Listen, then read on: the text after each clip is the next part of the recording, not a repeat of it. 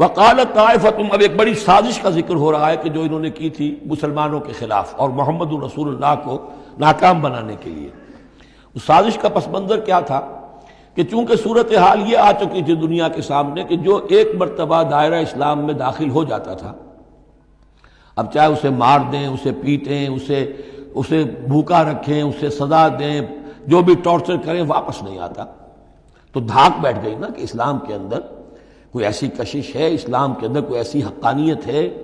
کوئی ایسی مٹھاس ہے کہ ایک آدمی بڑی سے بڑی قربانی دینے کو تیار ہے ایک دفعہ اسلام قبول کرنے کے بعد، اسلام کو سے دستبردار ہونے کو تیار نہیں۔ یہ جو ساکھ بن گئی تھی، اس کو توڑنے کا ذریعہ سوچا انہوں نے کہ ایسا کرو، صبح کے وقت اعلان کرو کہ ہم ایمان لے آئے، سارا دن محمد کی صحبت میں رہو صلی اللہ علیہ وسلم، شام کو کہہ دو جی دیکھ لیا ہم نے، کچھ نہیں ہے یہاں، یہ دور کے ڈھول سہانے ہیں، ہم تو اپنے ہی کفر میں جا رہے ہیں، اپنے ہی راستے پہ جا رہے ہیں۔ اب اس سے یقیناً کچھ لوگ سمجھیں گے کہ انہوں نے سازش کی ہوگی، کچھ لوگ سمجھیں گے کہ بھائی بڑے متقی لوگ تھے، بڑے خشوع و خضوع کے ساتھ آئے تھے، بڑے اعلان کے ساتھ، شان کے ساتھ انہوں نے کلمہ کہا تھا اور ایمان قبول کیا تھا، پھر دیکھو سارے دن حضور کی محفل میں بیٹھے رہے ہیں، کچھ نہ کچھ تو دیکھا ہی ہوگا نا آخر، ایسے کیسے یہ لوگ چلے گئے؟ عام لوگوں کے دلوں میں وسوسہ اندازی جو ہے اس سے کرنا بہت آسان کام ہے۔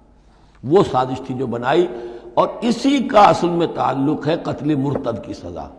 اسلامی ریاست میں اس سازش کا راستہ روکنے کے لیے یہ سزا تجویز کی گئی ہے کہ جو شخص ایمان لے آئے پھر کفر میں جائے گا تو قتل کر دیا جائے گا،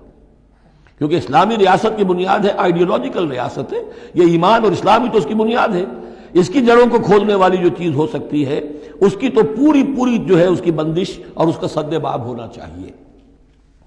وقالت طائفة من اہل الکتاب آمنوا بالذی انزل علی الذین آمنوا وجہ النہار، اور اہل کتاب کے گروہ نے یہ طے کیا ایمان لاؤ اس چیز پر جو نازل کی گئی ہے ان اہل ایمان پر صبح کے وقت، دن چڑھے، وَاکْفُرُوا آخِرَہُ، اور کفر کر دو، اعلان کفر کر دو دن کے آخر میں، لعلہم یرجعون، شاید ان میں سے بھی کچھ لوٹ آئیں، اندر سے جا کے کچھ لوگوں کو تو گھسیٹ لائیں گے ہم کہ وہ جو ہے وہ بھی اسلام کو چھوڑ دیں، وہ مشتبہ ہو جائے معاملہ، ان پر وسوسہ پیدا ہو جائے۔ وَلَا تُؤْمِنُوا إِلَّا لِمَن تَبِعَ دِينَكُمْ، اور دیکھو ہرگز ایمان نہ لانا مگر اسی چیز پر کہ جو تمہارے دین کی پیروی کرے، ماننی اسی کی بات ہے۔ یعنی خطرہ بھی تھا کہ 4-6 اگر ہم جا کر حضور کے پاس اگر چند گھنٹے گزاریں گے تو کہیں ایسا نہ ہو کہ ہم میں سے کوئی واقعی پھر اس کا دل کھل جائے، طے کر کے گئے دیکھو ایمان نہیں لانا ہے ہم نے، وَلَا تُؤْمِنُوا إِلَّا لِمَن تَبِعَ دِينَكُمْ، اس پر ایمان نہیں لانا ہے ہم نے، لیکن صرف اعلان کرنا ایمان کا۔ یہ ہے مثال قرآن مجید میں شعوری نفاق، یعنی جو وقت انہوں نے گزارا ہے یہ ہے تو اسلام کا، قانوناً تو مسلمان ہیں، اگر اس دوران میں ان میں سے کوئی مر جاتا تو اس کی نماز جنازہ پڑھی جاتی، لیکن انہیں معلوم تھا کہ ہم مسلمان نہیں ہیں، جبکہ ایک وہ غیر شعوری نفاق ہے کہ اندر ایمان ختم ہو چکا ہے لیکن انسان سمجھتا ہے میں تو مومن ہوں، حالانکہ اس کا کردار وہ جو ہے منافقانہ ہے، اس کا عمل منافقانہ ہے، اور اس کے اندر سے ایمان کی پونجی جو ہے جیسے کہ دیمک کسی کڑی کو کھا جائے تو اس شیطین کو چٹ کر چکی ہے دیمک، لیکن یہ کہ بہرحال اوپر ایک پردہ پڑا ہوا ہے، وہ ہے غیر شعوری نفاق اور یہ ہے شعوری نفاق۔ قل ان الہدی ھدی اللہ، اے نبی ان سے کہہ دیجئے دیکھو اصل ہدایت تو اللہ کی ہدایت ہے، ان یؤتی احد، اب یہاں پر پھر ان کا قول آ رہا ہے کہ دیکھو ایمان لانا نا، ان یؤتی احد مثل ما اوتیتم، مبادا کسی کو وہ شے دے دی جائے جو تمہیں دی گئی تھی۔ یہ رسالت، یہ مذہبی پیشوائی، یہ تو ہماری میراث تھی،